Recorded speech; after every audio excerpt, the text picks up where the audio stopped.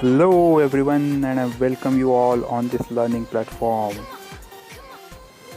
आज हम बात करने वाले हैं स्क्रू जैक और इसके वर्किंग प्रिंसिपल के बारे में। स्क्रू जैक तो देखा ही होगा। अरे वही जो गाड़ी वगैरह पंचर हो जाती है तो गाड़ी लिफ्ट करने के लिए हम जो लगाते हैं ना नीचे, उसे ही बोलते हैं स्क्रू जैक। तो पहली बात, स्क्रू जैक हम लगाते क्यों है? तो इसका बहुत ही सीधा सा आंसर है भाई, और आंसर है कि हमें टायर चेंज करना है। पंचर टायर जो है हमारा, उसे निकाल के वहाँ अच्छा टायर लगाना है और उसके लिए हमें गाड़ी को उठाना पड़ेगा। और गाड़ी भैया हमसे तो उठने वाली नहीं, वेट तो गाड़ी का बहुत ज़्यादा ही होता है ना। हाँ, तो इसीलिए हम यूज़ करते हैं स्क्रू जैक, ताकि कम फोर्स लगा के हम हैवी गाड़ी या हैवी वेट लिफ्ट कर सके।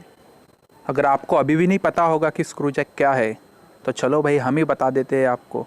ये देख लो, ये होता है स्क्रू जैक।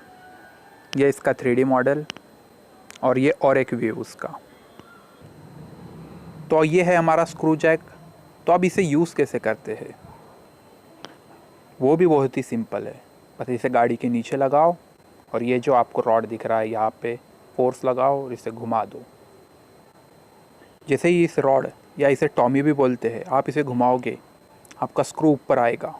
और स्क्रू ऊपर आना मतलब क्या?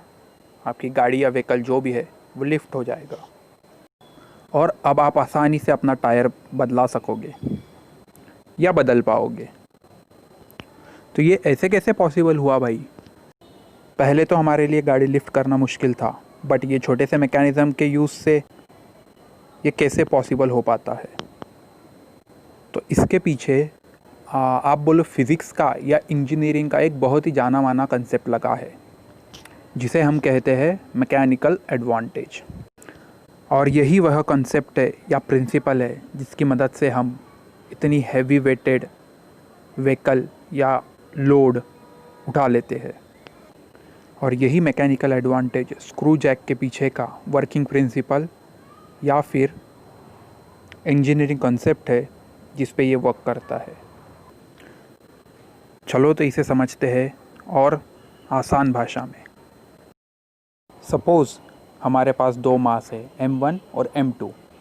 M1 है 100 kg और M2 है 5 kg, और आपको इसे पुश करना है।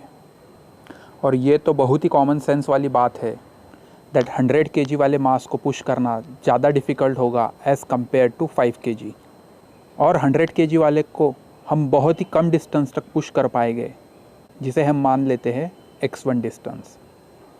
सेम 5 kg वाले मास को हम मानते हैं डिस्प्लेसमेंट उसका x2 डिस्टेंस। अब मेरा एक क्वेश्चन, वर्क डन क्या होता है? तो वर्क डन की सिंपल डेफिनेशन है फोर्स इनटू डिस्प्लेसमेंट, जो कि हमारा फर्स्ट केस में हो गया F1 इंटू x1 और सेकेंड केस में F2 इंटू x2।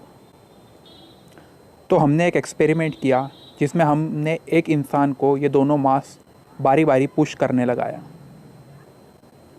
पहले केस में वो बहुत जल्दी थक गया और दूसरी केस में उसने जो पुश किया मास को, वो डिस्टेंस काफ़ी ज़्यादा था। अब ये पॉसिबल हो सकता है कि हमारा सेकंड केस का जो वर्क डन है वो फर्स्ट केस के मुकाबले या फर्स्ट केस के कंपैरिजन में ज़्यादा हो। यानी उस इंसान ने जो एनर्जी कंज्यूम की है सेकंड केस में, वो हो सकता है कि फ़र्स्ट केस से ज़्यादा हो। बट फिर भी 5 kg वाले मास को पुश करना आसान है एज़ कम्पेयर टू 100 kg। और यही फंडा यूज़ होता है भाई स्क्रू जैक में। या फिर ऐसा भी कह सकते हैं कि हम कम वज़न ज़्यादा देर तक उठा लेंगे भैया, लेकिन ज़्यादा वेट हमसे ना हो पाएगा। और यही तो हम करते हैं स्क्रू जैक में।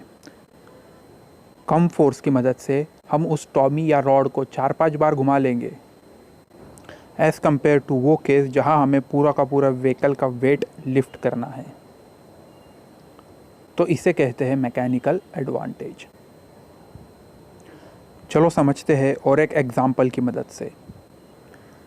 तो हमारे पास एक लीवर अरेंजमेंट है जो कि पिवोटेड है अबाउट दिस पॉइंट, और हमारे पास दो फोर्सेस है F1 F2। F1 है हमारा 1000 न्यूटन और F2 है 100 न्यूटन।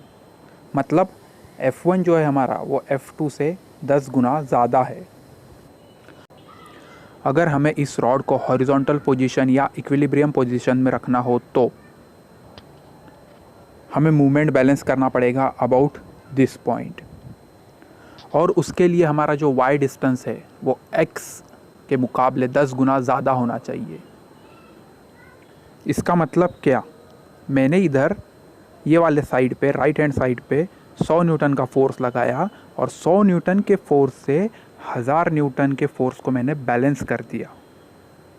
और स्क्रू जैक में भी यही होता है, हम 100 या 200 न्यूटन का फोर्स लगाते हैं और उससे 1000 या 2000 न्यूटन वाली हैवी वेटेड गाड़ी या व्हीकल को लिफ्ट कर लेते हैं।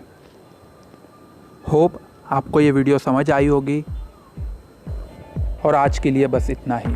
मिलते हैं नेक्स्ट वीडियो में एक नए टॉपिक के साथ। Thanks for watching this video.